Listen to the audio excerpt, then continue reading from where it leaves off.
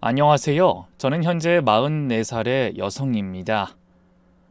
일단 제가 들려드릴 이야기는 큰 범죄와 연관돼 있고 다소 민감한 정보를 포함하고 있기에 대부분의 이름을 가명으로 적는 점 양해 부탁드려요. 그 일이 있기 3년 전까지 저는 정말 남부럽지 않은 삶을 살고 있었습니다. 능력 있고 다정한 남편과 귀여운 아들, 좋은 집까지 이렇게 말하면 감이 잡히지 않으실 테니 가격표를 보지 않고 원하는 걸 살 수 있을 정도로 여유가 있었다고 보시면 되겠네요. 사람들이 늘 그런 저를 부러워했었죠. 특히 저에 대해서 잘 모르는 사람들은 제 태생부터가 남달랐다 생각하기까지 하더군요.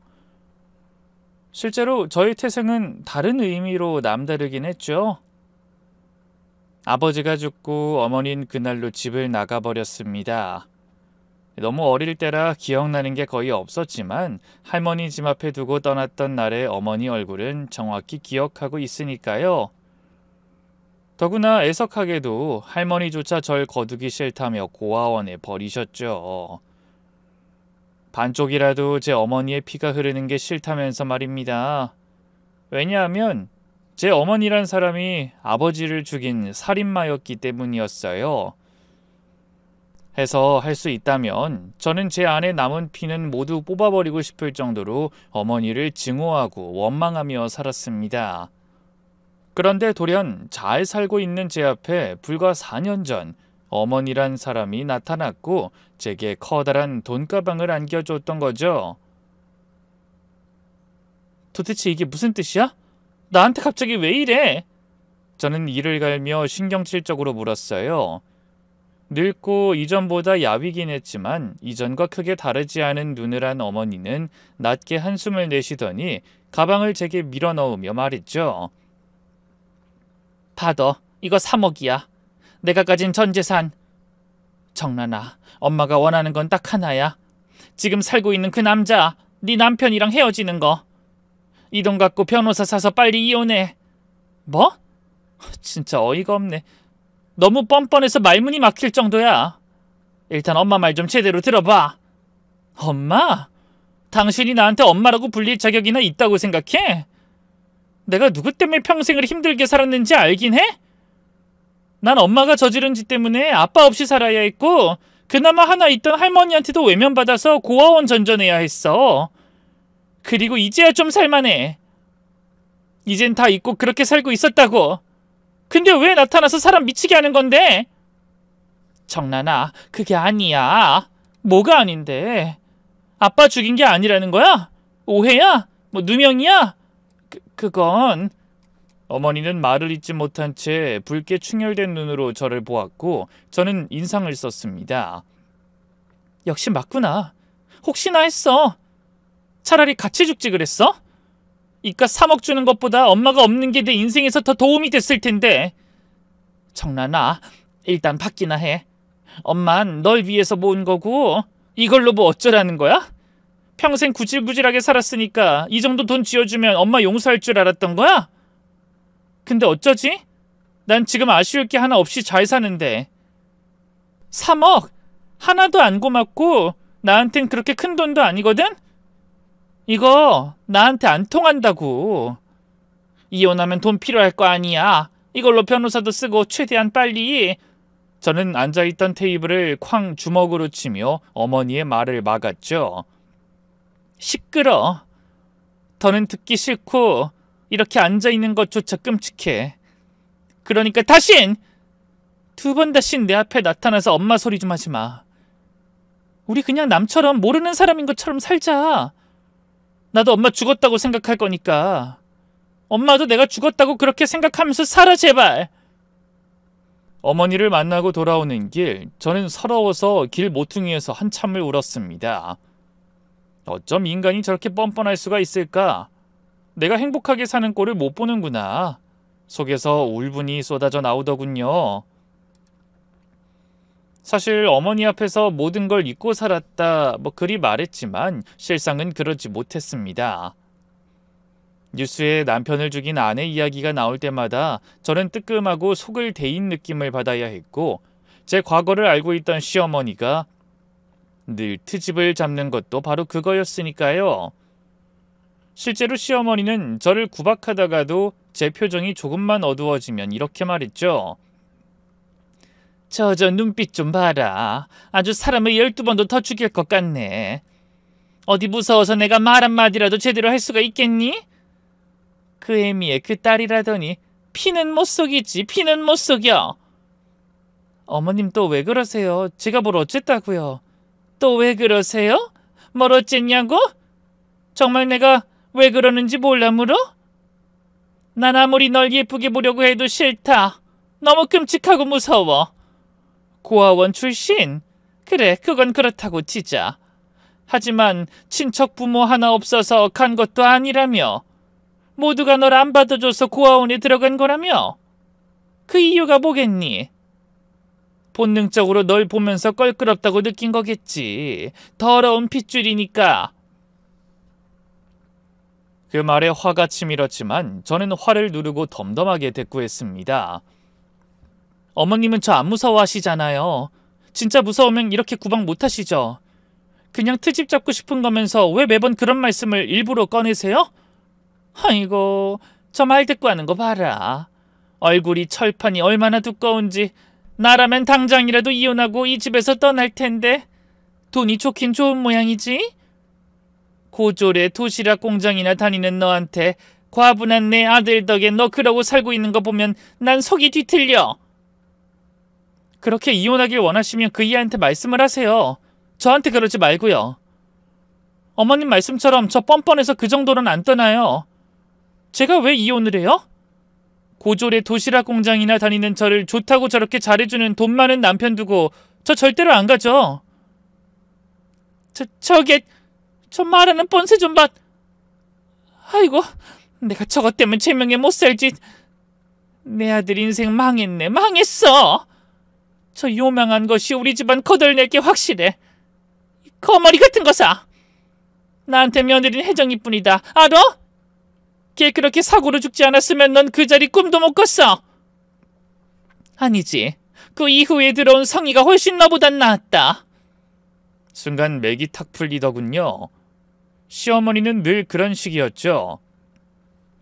살인자의 딸이라는 것으로 트집을 잡은 후에 제 출신에 대해서 비하하고 마지막은 맏며느리들과 비교하곤 했던 겁니다. 제 입장에서도 매번 무시당하고 이혼을 종용하는 걸 들으면 당연히 기분이 좋진 않았어요. 실제로 결혼 초반엔 거의 매일 울었고 내내 인정받으려고 애를 썼죠. 하지만 애초에 그런 게 통하지 않는 사람이라는 걸 알고 저 역시도 거의 포기한 상태였던 겁니다. 네, 그러시겠죠.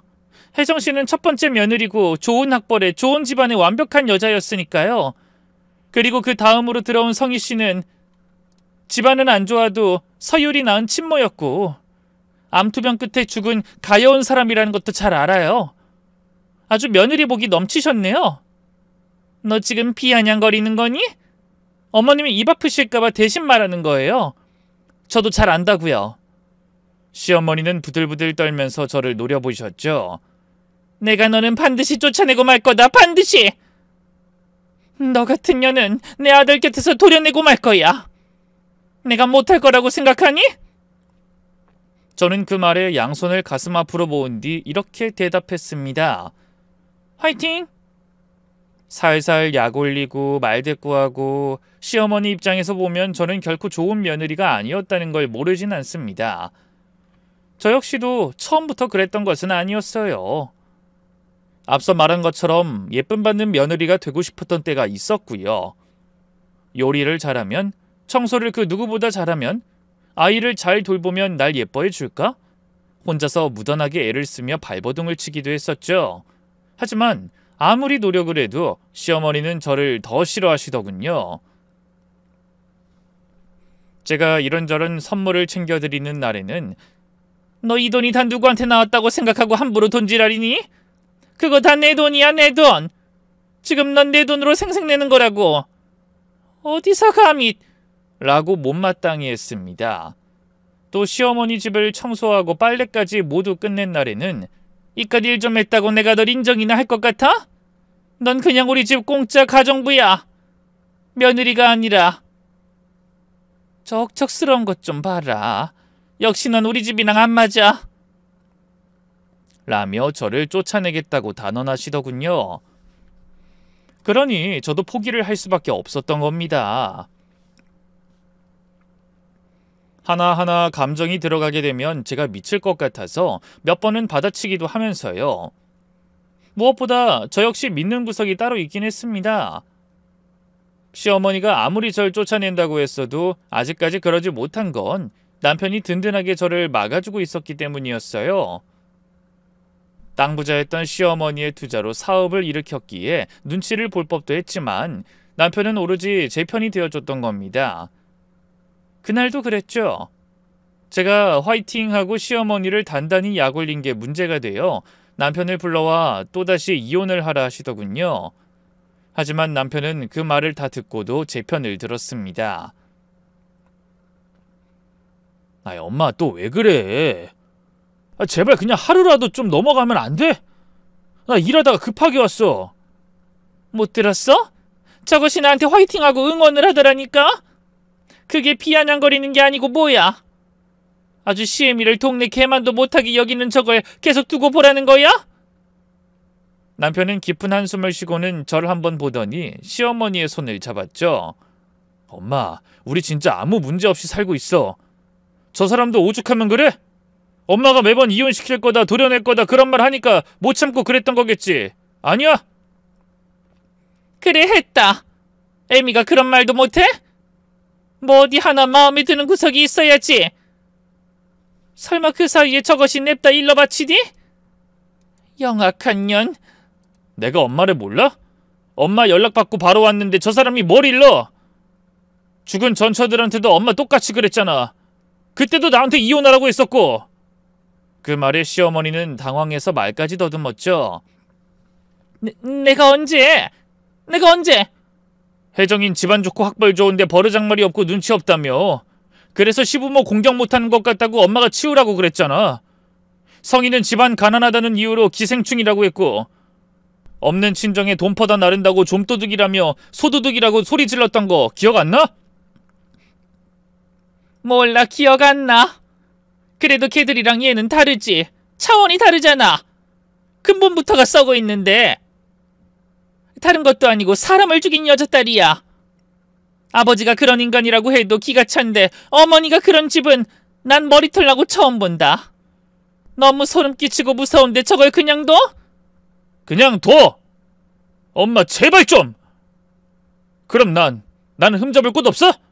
없지! 금이야 오기야 온실 속 화초처럼 내가 길러낸 게 너야. 원하는 거 못 가지면 까르륵 뒤로 넘어가는 너 손에 내가 못 쥐어준 게 뭐가 있어. 좋은 대학 나와서 사업 성공시켰고 집안이 한미학이라니? 아님 내가 늙어서 절절거리면서 아들 옆에서 돈을 뜯어내기라니? 든든한 집에 성공한 사업가에 이 정도면 넌 완벽해.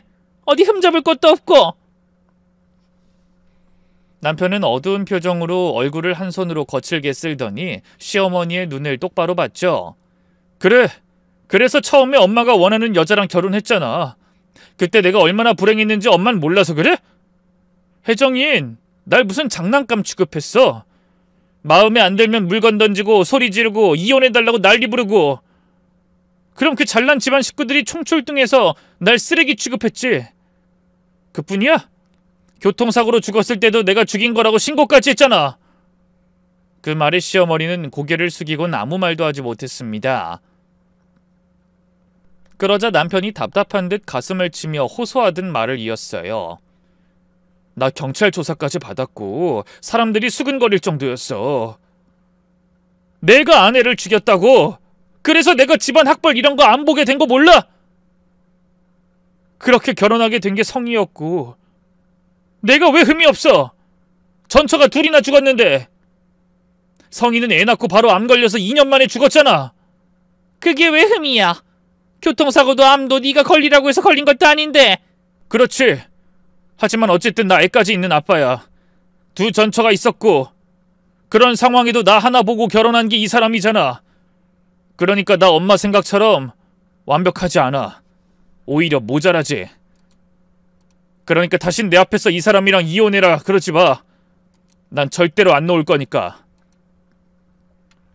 남편은 그런 일이 있으면 늘 저를 최우선으로 생각하는 그런 사람이었습니다.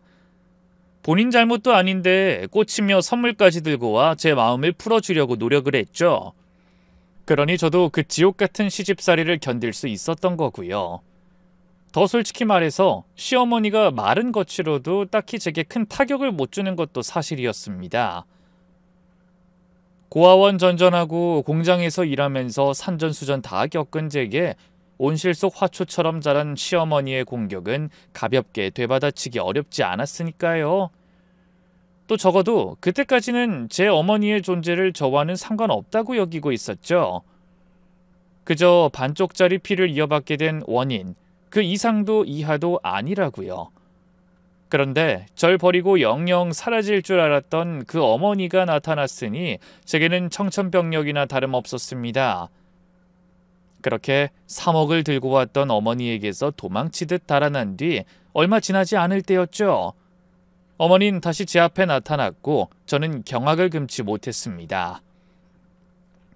도대체 여길 어떻게 왔어? 이 시간에 내가 여기 오는 걸 어떻게 알고? 설마 내 뒷조사라도 한 거야? 그래, 했어. 진짜 지긋지긋하다. 도대체 왜 이래? 날 죽이고 싶어서 그래? 말려 죽이려고? 왜? 아버지 하나 죽인 걸로 성에 안 차? 그래서 죽이려고? 내가 널 왜 죽여? 그리고 이상한 곳에 의뢰한 거 아니야. 엄마가 알고 지내는 이모가 이모? 뭐 교도소에서 친분이라도 만들었어? 참 진짜 최악이다. 당신이라는 사람. 일단 엄마 말 좀 들어줘. 지금 네 남편에 관한 이야기야. 응? 저는 그런 어머니를 비웃듯 일부러 콧방귀를 크게 끼고는 뒤로 돌았죠.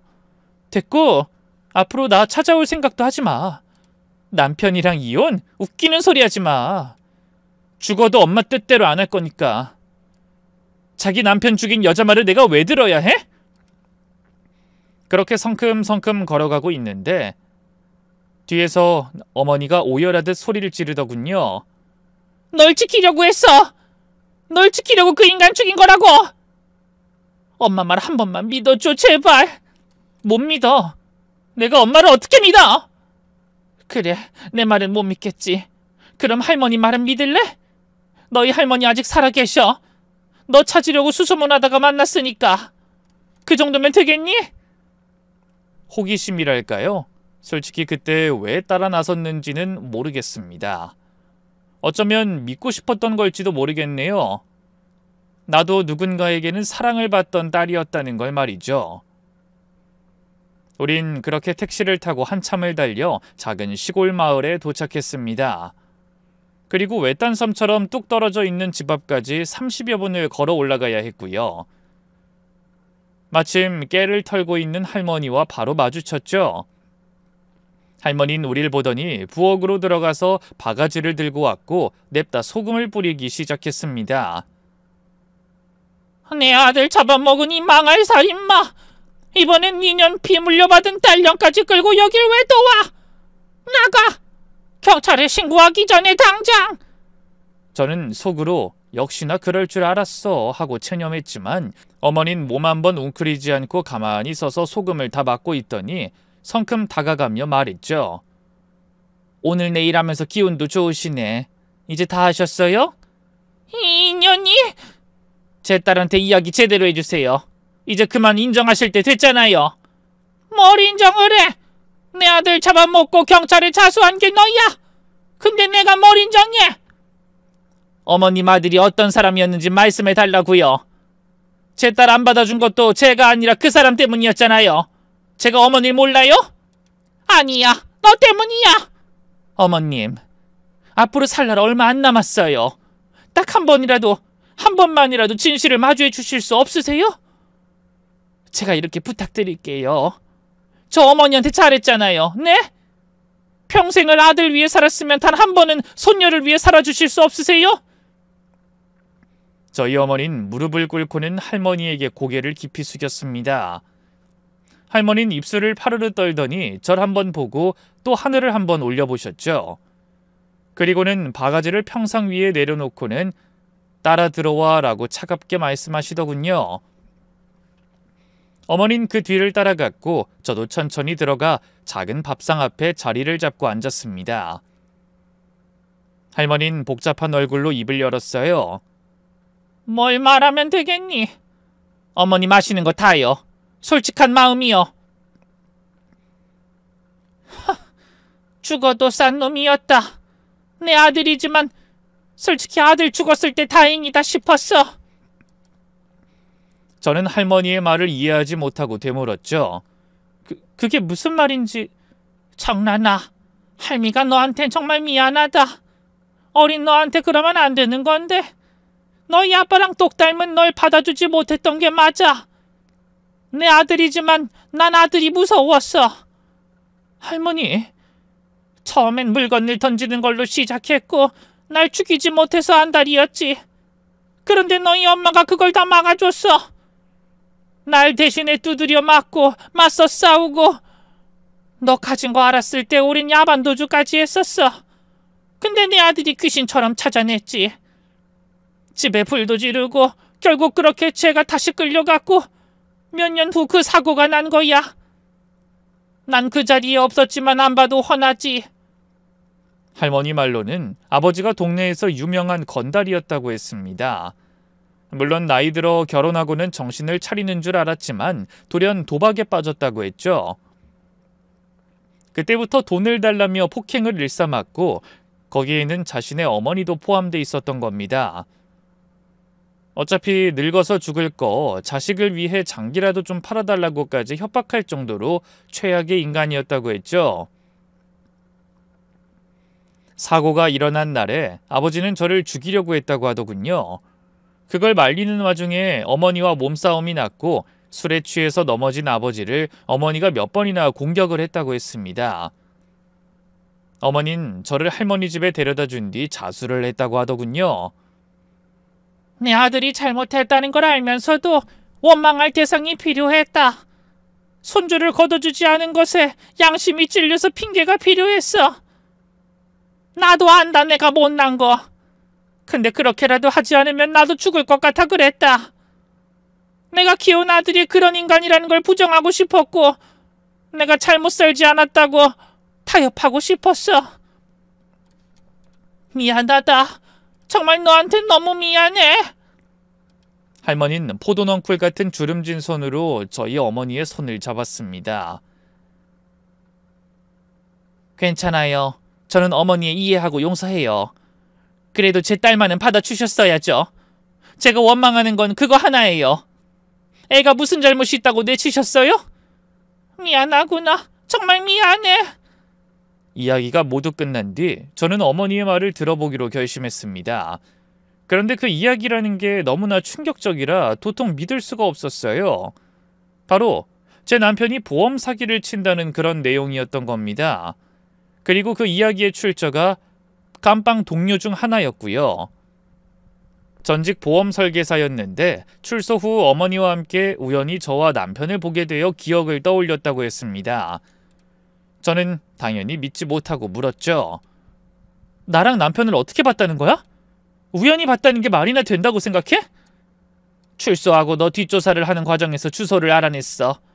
그리고 넌 몰랐겠지만 널 꽤 오래 보고 있었단다. 너 결혼식도 멀리서나마 가서 봤고 늘 근처에 맴돌아서 종종 우연히 널 보기도 했었어. 그러다가 하루는 깜빵 동료랑 만났는데 네 남편을 딱 알아보지 뭐니? 다른 여자를 끌고 와서 자기한테 보험을 들었다는데 알아보니 전처더란 말이지.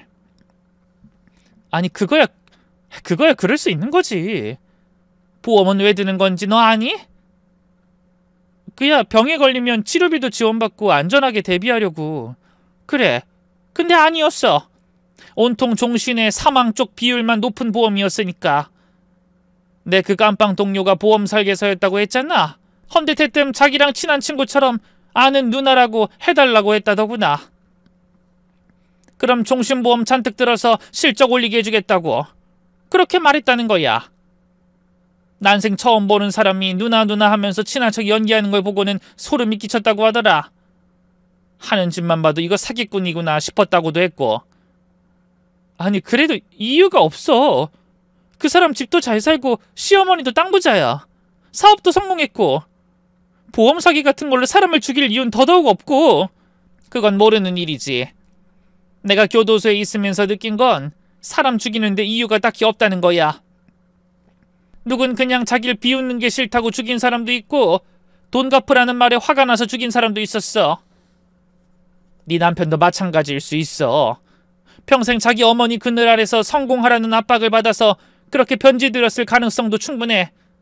2명이 죽었어. 알아. 하지만 처음엔 교통사고였고 그 다음은 암이었어. 그게 조작이 된다고 봐? 2번째는 모르겠지만 적어도 첫 번째 사고 내가 유가족 만나봤다. 그 혜정이라는 그 여자 가족들? 그래. 여전히 의심하고 있더라. 교통사고 자체도 찜찜했고 사고 난 경위도 이상해서 경찰에 신고까지 했다던데. 근데 풀려난 이유가 뭔지 아니? 증거 불충분. 그거였어. 이래도 못 믿겠니? 내가 그걸 알게 돼서 네 앞에 나타난 거야. 엄마 다른 의도는 전혀 없어. 어머니의 호소에도 저는 정신을 차릴 수가 없었어요. 제게는 너무나 다정하고 따뜻한 사람이었기에 저는 축복이라고 늘 감사해 했으니까 말이죠. 그래서 저는 우연일 수도 있고 정말 증거가 없다는 건 죄가 없다는 말이 될 수도 있으니 믿지 못하겠다고 했습니다.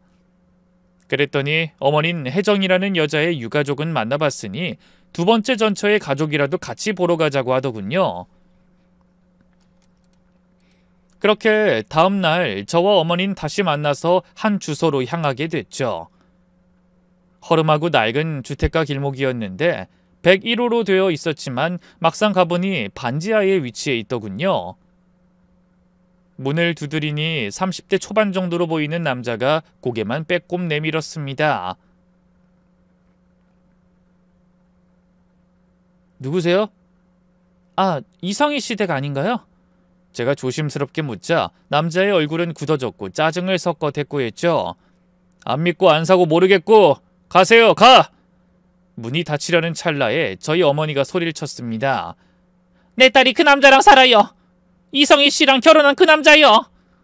닫힌 문 사이로 잠깐의 정적이 흘렀는데 이내 문이 활짝 열렸습니다. 남자는 한숨을 쉬며 들어오라는 듯 고개를 까딱했죠. 자리에 앉으니 보리차 2잔을 내어주더군요. 우리 누나가 이성이에요. 저는 동생 이성현이고요. 부모님은 어디에 계세요? 죽었어요. 누나 따라서. 진짜... 성현 씨는 분노가 스치는 표정을 겨우 누르며 말을 이었죠. 그 인간 우리 누나 죽였어요. 그쪽도 얼른 도망가요. 그 인간이랑 엮이면 끝이야. 저는 이해가 되지 않아 되물었습니다. 하지만 암에 걸렸다고... 그래요, 암에 걸렸죠. 근데 치료를 안 받게 만들었으면 죽인 거죠. 자연요법이라면서 시골로 끌고 간 게 치료예요? 마지막에 요양원에 쳐놓고 죽을 때까지 우리 가족들에게 보여주지도 않았어요. 그게 인간입니까? 그게 살인이 아니면 뭡니까? 그래요, 뭐 종교, 신념, 믿음 그것 때문이라고. 우리 누나가 억지로 그렇게 했을 가능성이 있죠. 근데 보험금, 우리 누나가 어릴 때부터 자기가 사고로 죽으면 우리 가족들 먹여 살리고 싶다고 들어놓은 종신보험이 하나 있었어요. 당연히 받는 사람은 저희 어머니였고요. 근데 이제 본인이 남편이니 소송까지 걸어서 다 가져갔어요. 우리 가족을 무슨 딸 죽길 기다린 인간들로 만들질 않나. 제 남편이 정말로 그랬다고요? 네. 안 믿어지나요? 하긴 저도 누나한테 그 사람이 얼마나 좋은 사람인지 귀에 못이 박히게 들었으니. 우리 누난 그 인간을 귀인이라고 했어요. 자기 인생의 유일한 빛이라고. 근데 생각해봐요. 어떤 귀인이 암 초기에 수술을 한 번 안 시켜요? 그게 말이 됩니까? 하지만 남편은 돈이 많아요. 시어머니도 그렇고. 그 인간 그때 사업이 어려웠다고 들었어요. 시어머니란 인간은 누나랑 이혼 안 하면 투자를 더 안 해주겠다고 그랬던 모양이고. 그러니까 그쪽도 지금은 잘 지내겠지만 사업 어려워지면 아마도 무사하진 못할 거라고 봐요. 정말 그렇게 생각하세요? 완벽한 남편 축복받았다. 전 애초에 이해가 되지 않았어요. 본인도 이상하지 않으세요? 저도 누나 죽고 조사를 했는데 점점 저도 누나 죽고 조사를 했는데 점점 더 확신이 들던데? 어떤 부분이요? 일단 첫 번째 결혼부터 시작이죠. 집안, 학벌, 모든 게 완벽한 여자를 골랐더니 신고를 당하고 경찰서까지 갔죠. 검찰까지 넘겨져서 증거 불충분으로 풀려났고, 그 뒤에 아마도 이렇게 생각했을걸요? 아, 집안 좋은 여자는 피곤하구나. 그리고 다음에 고른 게 저희 누나겠죠. 집안도 어려운 가장이나 마찬가지인 우리 누나. 근데 우리 가족들은 누나를 위해 끝까지 싸웠어요. 엄마 아빠 살아계실 때 1인 시위도 했고, 그러니 아마 귀찮았을 거예요. 그때 또 진화했겠죠. 아, 가족들이 있어도 짜증이 나네? 라고. 제가 그 인간이었다면 아마 다음 타깃은 가족이 없는 가난한 형편의 여자가 아닐까 싶은데 어때요? 제 말이 틀렸나요? 그 말을 듣는데 머리를 한 대 맞은 기분이었죠. 이제야 어머니가 나타나긴 했지만 고아나 다름없었기 때문에 그 사람의 추리가 맞아떨어진 거니까요. 거기다 동시에 결혼 초에 각종 서류에 사인을 했던 게 떠올랐던 겁니다. 그래서 혹시 몰라 보험이 얼마나 가입이 되어 있는지 조회를 해봤죠. 역시나 다수의 사망보험 그리고 암보험까지 보통 사람이라면 과하다고 느낄 정도로 막대한 금액이 걸려 있었던 겁니다. 떨리는 손으로 뒤이어 서유리, 즉 전처의 아들 것도 알아봤어요.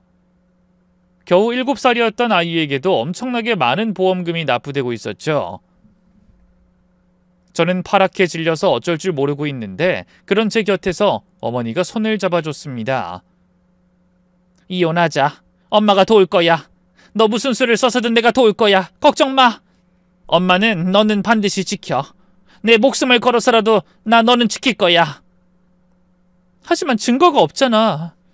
이혼을 못할 거야. 이걸로는 절대 못해. 제가 손톱을 깨물며 불안에 떨자 성현 씨가 한 가지 제안을 했죠. 그쪽 집 시어머니 성격이 엄청 괴팍하지 않아요? 우리 누나도 엄청 괴롭혔는데. 네, 맞아요. 문자도 보내고 전화도 엄청 하죠. 구박도 하고. 그걸로 걸고 넘어지면 이혼 가능해요. 제가 그것도 알아봐서 알고 있거든요. 아, 혹시나 그 미친 살인마한테 말하면 절대로 이혼은 불가능할 거니까 명심해요. 안전 이별처럼 안전 이혼이 가장 우선시되어야 한다는 것도 꼭. 우린 그분에게 감사하다고 전하고 바로 당일에 시어머니를 찾아갔습니다. 솔직히 어디서부터 어떻게 말을 해야 할지 전혀 정리가 되지 않은 상태였는데 저희 어머니가 나섰죠. 당연히 시어머니는 노발대발하셨습니다. 남편 죽인 여자가 사돈이라는 것도 기가 막힌 노릇인데 뜬금없이 자기 앞에 나타났으니 뒤로 넘어가기 일보 직전이었죠. 이제 하다하다 당신이 뭔데 더러운 그 몸뚱이를 내 집에 들여? 경찰에 신고해줄까? 사돈, 일단 좀 진정하시고 앉아서 애들 미래를 위한 이야기나 좀 하자는 겁니다. 미래? 당신 미쳤어? 이게 어디라고 사돈이라는 말을 해? 더러워, 불결해! 시어머니는 진짜로 신고를 하려는 듯 휴대전화를 들었고 저는 그걸 빼앗았죠. 너 지금 뭐 하는 거야? 미쳤어? 내놔. 이것들이 아주 쌍으로 나 죽이려고 그러니? 저는 한숨을 푹 쉬고는 이렇게 말했습니다. 그렇게 원하시는 이혼 제가 해드리려고요. 이 정도면 이야기할 수 있을까요? 뭐? 그게 진짜야? 내 아들이랑 진짜 헤어져? 아니 왜? 시어머니는 매번 그렇게나 헤어지라고 노래를 부르더니 막상 헤어진다니 진심으로 궁금해하시더군요. 자기가 봤을 땐 너무 아깝고 완벽한 아들이니 더욱 그랬던 겁니다. 자리에 앉더니 마침내 침착하게 이것저것 묻기 시작했죠. 내 아들이 다른 여자 좋다고 해? 아니요. 제가 그 사람이랑 안 어울리니까요. 그야 그렇지. 이제야 그걸 깨달았니? 그래, 깨달을 때가 되긴 했지. 더러운 핏줄에 고아에 지질이 궁상도 그런 궁상이 없고. 난 안 그래도 너 꼴 보기도 싫었어. 그럼 잘 됐잖아요. 이해하셨다면. 저는 최대한 완만하게 이혼을 하려고 했습니다. 시어머니가 뭐라고 짓거리든 고개를 끄덕였고 빠르게 이혼을 하는 게 온전한 목적이었죠. 그런데 저희 어머니 생각은 달랐던 것 같았습니다. 아무래도 자신의 앞에서 제 욕을 하는 게 불쾌해 참지 못한 것 같았죠. 사돈, 지금 제 딸이 문제라고 생각하세요? 정신 좀 차리세요. 당신 아들 때문에 이혼하고 싶어 하는 거니까. 참 아들 잘 키우셨던데. 도대체 자식을 어째 키웠기에? 지금 나한테 자식 교육을 운운해? 교도소나 들락거리는 너 같은 게 감히? 남편 죽여 그런지 참 무서운 여자네. 지금 누구 탓을 하는 거야? 우리 아들이 뭐 어때서? 저희 어머니는 차분하게 지금까지 알아낸 모든 것들을 다 이야기해줬습니다. 첫 번째 부인이 어떻게 죽었고 가족들이 뭘 의심하고 있는지, 또 두 번째 부인의 남동생이 말한 내용을 녹음한 것까지 모두 들려줬죠. 시어머니 역시도 약간은 놀란 눈치였지만 그럼에도 고개를 흔들고 절대로 아니라고 앵무새처럼 말했습니다. 이에 저는 포기하고 이렇게 말씀드렸어요. 서율이 제가 데려가게 해주세요. 그 아이 앞에도 보험금이 많아요. 걱정이 되니까 들었겠지. 너 따위가 우리 아들을 살인마로 몰아? 뭐 눈엔 뭐만 보인다고. 그리고 서율이 내 손자야. 내가 그 아이를 줄 것 같니? 친엄마도 아닌 주제. 그럼 어머니가 서율이 지켜주세요. 그 정도는 하실 수 있죠? 그리고 무슨 일 있으면 언제든 저 찾아주시고요. 제가 최대한 지켜드릴 테니까. 지키긴 뭘 지켜? 미친년이 어디서 착한 척. 너 그거 병이야. 조현병이라고. 환각 환청 들려? 그래서 그래? 내 아들이 어떤 앤데 걔는 개미 한 마리도 못 죽이는 그런 착한 애야. 못 믿어도 어쩔 수 없죠. 저 여기서 더 설득할 정도로 어머님한테 정 없어요. 아시잖아요. 어머님이 저 싫어하셨던 만큼 저도 어머님 싫거든요. 하지만 저는 외면은 안 해요. 전 어머님이랑 다른 사람이니까 절대로 외면 안 하고 손잡아 드릴 거라는 것만 알아줘요. 아셨죠? 됐고 꺼져! 이혼 당장 하고 내 집에서 나가! 시어머니가 완강하게 나오자 저희 어머니가 말씀하셨습니다. 이혼 제대로 하려면 사돈이 도우셔야죠. 우리가 이런 말 했다는 거 아드님한테 전달하면 이혼 못하게 됩니다. 정신병으로 몰거나 그렇게 해서라도 같이 끼고 살겠다고 하겠죠. 평소에 이혼하라고 몇 번을 말해도 아드님 절대 뜻 안 굽혔잖아요. 그건 인정하시죠? 그야 그렇지만 내가 뭘 어떻게 하라고. 우리 딸 때렸다고 하세요. 증거도 남겨주시고 본인이 똥물 뒤집어 쓰는 걸로 그렇게 인연 끊어내면 억울하긴 해도 속은 후련하지 않겠습니까? 어차피 10년 채우지도 못해서 그쪽 아들 재산 털리는 것도 거의 없을 거고 그간 구박한 거 생각하면 그깟 위자료에 아까울 거 없지 않아요? 집도 이렇게 크고 좋은데 더구나 땅 부자라면서요. 때렸다고 하라고? 그것도 내가? 그게 아니면 아드님 우리 딸 포기 안 할 겁니다. 이대로 살게 하시게요? 내가 그 오명만 쓰면 저거 우리 집에서 안 봐도 된다. 확실한 거 맞지? 나중에 딴소리 안 할 거고 원하면 녹음도 하세요. 시어머니는 잠깐의 고민 끝에 결국 저희가 요구한 것을 들어주겠다고 했습니다. 집안에 녹음기를 틀어놓고 영상까지 따로 찍어 증거까지 남겼고요. 실제로 때리진 않고 그런 신용만 하는 영상이었는데 초반엔 어색하기 그지없었지만 나중엔 아주 날아다니실 정도였죠. 그 외에는 워낙 증거가 많아서 딱히 더 모으지 않아도 상관은 없었습니다. 문자로 도려내고 싶다, 뭐 죽이고 싶다는 말을 밥 먹듯이 해둔 게 모두 남아 있었거든요. 그렇게 시작된 이혼 소송은 정말 길었습니다. 왜냐하면 남편은 이혼을 하지 않겠다고 했고 저는 또 서유리를 키우겠다고 양육권을 주장하는 바람에 그렇게 된 거였죠. 하지만 남편과의 불화가 아니라 시어머니의 행패로 인한 이혼이었고 제가 친모가 아니라는 이유로 안타깝게도 양육권은 받을 수 없었던 겁니다. 결국 소송을 하고 1년 만에 이혼이 확정되어 저 혼자서 그 지옥에서 완전히 벗어나게 됐죠. 다행히 서유리도 시어머니가 전담으로 돌보게 되어 한시름 놓기도 했고요. 비록 이전처럼 좋은 집에서 살 수는 없었지만 제 돈과 어머니가 번 돈을 합쳐 작은 빌라를 매매했고 다시 일을 시작하며 살게 됐죠. 종종 시어머니가 서유리의 사진을 보내주는 정도로 소식을 들었고요. 그렇게 차츰 모든 게 일상으로 돌아왔고 마음이 한결 편안해진 어느 날이었습니다. 그날은 비가 억수처럼 쏟아졌고 어머니는 부침개를 만들고 계셨죠. 뜨끈한 부침개가 차곡차곡 쌓이는 걸 보면서 배 깔고 누워 있었는데 쾅쾅하는 소리가 나는 겁니다. 누구세요? 쾅쾅. 대답 대신 문을 더 세게 두드려서 저는 바짝 긴장했죠. 어머니도 부침개를 굽고 있던 뒤집개를 들고는 천천히 거실로 나왔습니다. 그런데 엄마 하는 서유리 목소리가 들리더군요.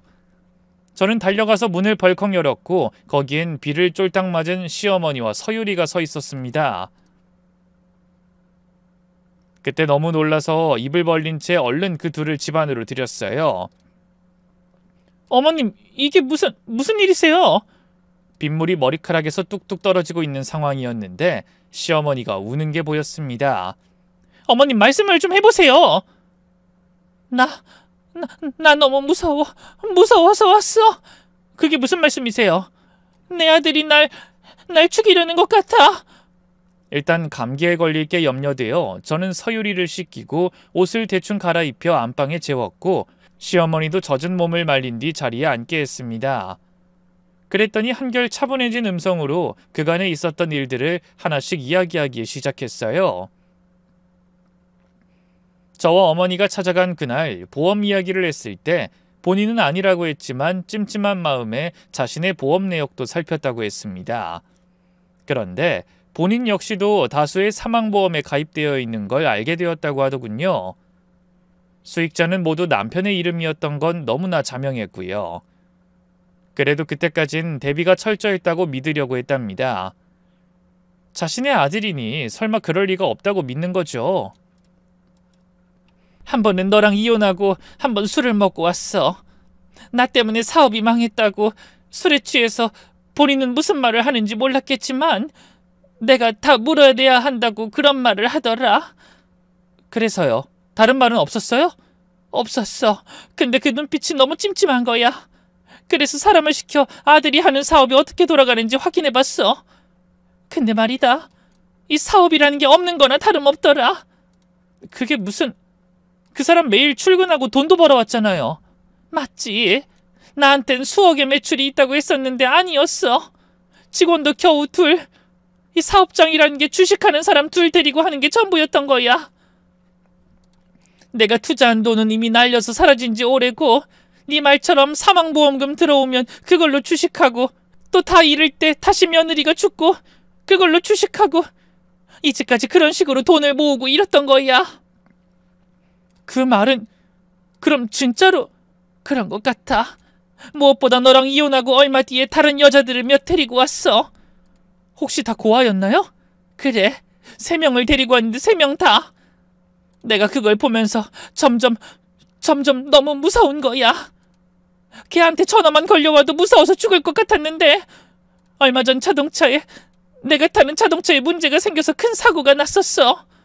무슨 사고요? 그게 브레이크가... 시어머니는 말을 잇지 못하고 서럽게 울기 시작하더군요. 너무 울면서 말해서 제대로 알아듣지 못했지만 요점은 자동차 브레이크에 자신은 먹지도 않은 캔커피가 끼워져 있었다고 했습니다. 해서 교통사고가 났는데 주차장을 벗어나기 전이라 다행히 큰 부상은 없었다고 했죠. 또한 소름 끼치게도 차량의 블랙박스에 있어야 할 메모리 카드도 사라졌다는 거였죠. 그 일이 있고 난 뒤에 먹지도 못하고 잠도 못 자고 두려움에 떨었다고 합니다. 참다가 서유리를 데리고 무작정 저희 집을 찾아온 거였고요. 이에 저희 어머니는 차갑게 말했죠. 사돈, 신고를 했어야죠. 여기 올 게 아니라 신고를 했어야죠. 내 아들을 어떻게 신고하겠어요? 내가 엄마인데. 제 시어머니가 사돈이랑 똑같은 사람이었어요. 자기 아들이 세상에서 가장 최고였던, 그래서 원하는 게 있으면 머리카락이라도 팔아서 손에 쥐어주는. 근데 그 아들이 어떻게 컸는지 알아요? 나중엔 머리카락이 아니라 신장을, 각막을 팔아달랍디다. 지 늙은 어미한테 그런 말을 하는 인간이 됐다고요. 자식한테 사랑을 안 줘서 말라 죽이는 사람들도 좋은 부모가 아니지만 너무 사랑을 줘서 뿌리까지 썩게 하는 것도 올바른 부모가 아니라는 겁니다. 시어머니는 가슴을 쥐어 비틀듯 짜며 소리를 질렀습니다. 내가 어떻게 신고를 해? 내 아들인데, 내 아들! 지켜야 하니까. 당신 손자 안 지킬 거야? 신고 못하겠다면 나가요. 서율이 놓고 나가서 아들한테 다 주고 가요. 그럼 아들이 참 고맙다 하겠네요. 당신 죽으면 그 다음은 서율이야. 당신도 알잖아. 이미 당신 아들은 선 넘었어요. 둘이 죽었다고. 그 애들도 부모가 있었어. 그 말에 시어머니는 쓰러지듯 바닥에 엎드려 엉엉 울기 시작했어요. 한 15분을 그랬을까? 아까처럼 문이 부서질 것처럼 쾅쾅하는 소리가 현관에서 들렸죠. 시어머니는 귀를 막고 비명을 질렀습니다. 저 역시 본능적으로 남편이 와 있다는 걸 알아차렸고요. 이에 저희 어머니는 재촉하듯 날카롭게 소리쳤습니다. 사돈 결정하세요. 나갈래요? 아님 지킬래요? 시어머니는 저희 어머니와 눈을 마주치고는 결심한 듯 고개를 작게 끄덕이며 대답했죠. 서율이 지킬게요. 지켜야겠습니다. 약속한 겁니다. 나중에 딴 말하면 저 진짜 용서 안 해요. 그 말과 동시에 저희 어머니는 현관문을 열어젖혔고 남편이 신발을 신고 안으로 들어왔습니다. 그리고는 시어머니의 손목을 끌고 나가려는 듯 했죠. 당연히 시어머니는 소리를 지르며 반항을 했어요.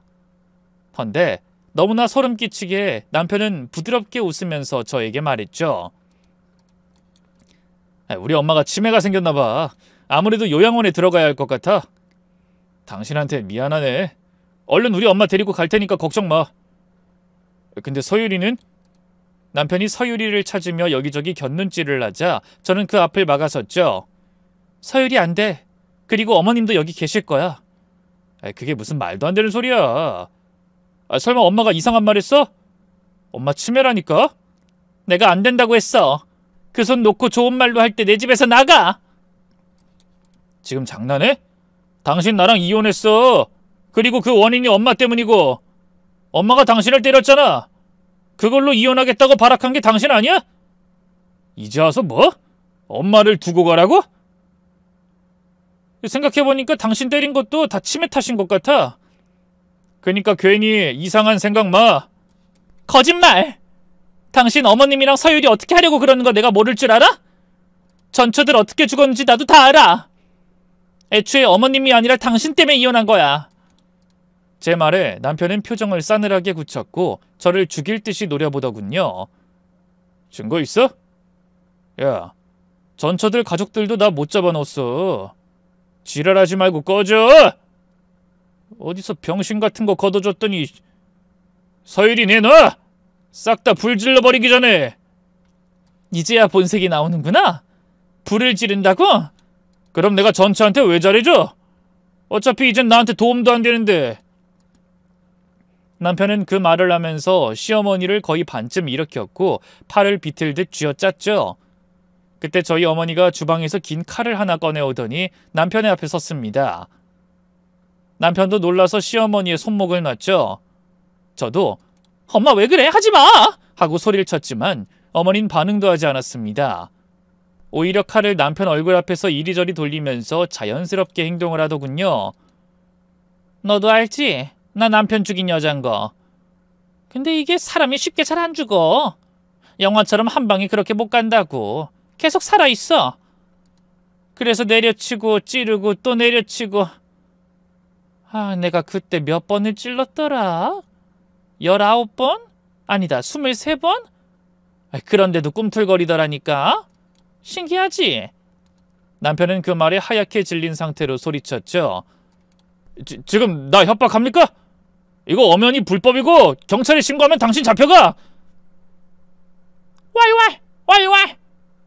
이제 다 찢었니? 너처럼 말만 짓거리는 것들은 시끄럽게 짖는 작은 개새끼 같아. 근데 진짜 무는 개는 그렇게 앙앙거리지 않아. 한 번에 확! 목덜미를 물고 뜯지. 무엇보다 한 번 죽이는 게 힘들지 두 번은 엄청 쉬워. 그거 아니? 난 내 딸 위해서 뭐든 해. 미친! 넌 지금 네가 신처럼 느껴지지? 네가 생각한 것 그대로 착착 일이 진행됐으니까. 사람 죽이는 게 별거 없다고 생각하지? 점점 양심이 무뎌지고 인간이 인간처럼 보이지 않고. 맞지? 이 사람이 뭐라고 하는 거야? 근데 진짜 앞에선 넌 별거 아니야. 너도 찌르면 피가 철철 나고 똥오줌 질질 쌀걸? 물론 난 너 안 죽여. 다만 팔다리는 못쓰게 할 수 있지. 그러니 또다시 알짱거리면 그땐 너희 두 짝 없어지는 거야. 알겠니? 앞으로 네 엄마도 네 아들도 찾지 말고 조용히 꺼져. 남편은 화가 났는지 A씨하고 반항을 하려고 했지만 목 끝에 칼이 들어오는 순간 굳었고 뒤로 넘어가 버렸습니다. 그러더니 다리 힘이 풀려서 거의 기어가듯 집 밖으로 나가버렸죠. 솔직히 그땐 저도 저희 어머니가 너무 무서웠는데 나중에 어머니도 다리 힘이 풀려 주저앉더군요. 저는 놀라서 어머니에게 가서 물었습니다. 엄마 진짜 그런 마음이었어? 아니, 내가 무슨 교도소에서 들은 게 그런 말이야. 그 정도 따라서 못할까? 아우, 저놈 눈빛이 보통이 아니네. 나 심장 터질 것 같았어. 아우, 목말라. 물 좀 줘. 아우, 진짜 얼마나 놀랐는지 알아? 어쩜 연기를 그렇게 잘해? 서당계 3년이면 풍어를 읊고 가정주부도 깜빵에 3년 썩으면 이렇게 될 수 있어. 어머니는 가슴을 쓸어내리더니 시어머니에게 이어 말했죠. 얼른 신고부터 해요. 우리 집 불나면 다 그쪽 책임이야. 그렇게 시간이 흐른 현재 우린 잘 지내고 있습니다. 시어머니도 그간의 일을 모두 사과하셨고 저희 어머니와도 잘 지내고 계시죠. 덕분에 우리는 엎어지면 코 닿을 거리로 가까운 곳에 살게 되었는데요. 시어머니가 혼자 살기 무섭다면서 반강제로 제 이름으로 마련해준 아파트 바로 옆집에서 시어머니와 서유리가 살고 있는 겁니다. 물론 남편은 시어머니의 신고로 진즉에 구속되었고요. 비록 이전의 사건들은 증거가 없었지만 시어머니의 자동차 브레이크에서 발견된 지문, 보험 가입 내역, 주차장에 주차된 다른 차량의 블랙박스 영상 등이 잘 보존돼 있었기에 법의 심판을 받게 됐던 겁니다. 겨우 5년 6개월의 실형이라 때론 무서울 때가 있긴 하지만 보안이 잘 돼 있는 아파트에 모두가 함께 있기에 그리 걱정도 되지 않고 말이죠. 무엇보다 저를 지켜주는 든든한 어머니가 있어서 더는 두렵지 않네요. 이 일을 겪고 저는 무조건적인 사랑이 얼마나 위험한지 깨닫게 됐습니다. 혼내지 않고 이유가 있어서 그렇다고 마냥 감싸던 그 수많은 날들이 이 아이를 괴물로 만든 거라고 생각해요. 무서운 건 부모가 그걸 알면서도 멈출 줄 몰랐다는 거예요. 아이를 있는 그대로 받아주는 사랑은 때론 아이를 망치는 가장 쉬운 길이 된다는 말처럼 제 사연이 누군가에게 사랑의 방향을 다시 묻게 하는 계기가 되었으면 좋겠습니다. 제 이야기는 여기까지입니다. 앞으로 남은 시간 저희 모두 안전하게 살 수 있게 기도해 주시고 모두 끝까지 들어주셔서 감사해요.